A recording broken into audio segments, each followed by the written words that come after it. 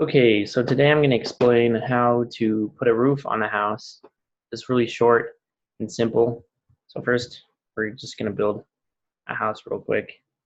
Um, just for example,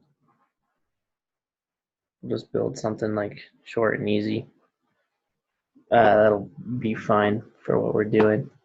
So next we're going to come up here to the architecture tab and then go to roof. And we're going to want to build it on the second level so it doesn't show on our floor plan. Come over here to the overhang and I'll just put 1 foot just because that's a pretty average amount, I guess. You can choose your roof. I typically do the 12-inch and then you can edit it later for whatever your purpose is once you're a little bit farther in the project. So then you just want to like click around these edges and that'll give you your roof.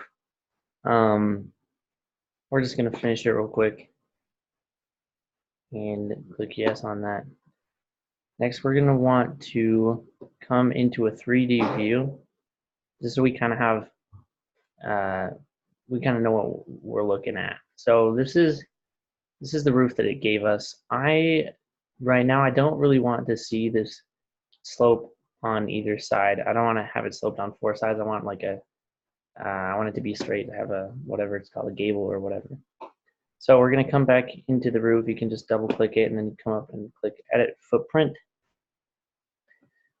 And then click on this line. And the best way that I've found to do it is right here it says define roof slope. And you're just going to uncheck that box on this side. Then come over and do it on this side as well. Leave the overhang the same. Everything will stay the same except for that. And then once you click done, you can see it is no longer slanted on all 4 sides, which is exactly what we wanted. So it's pretty quick and pretty easy. And sometimes your walls don't connect. But as long as you click, it'll ask you if you want to connect the walls and just say yes. And if it doesn't, you can come up here and click attach to top or base.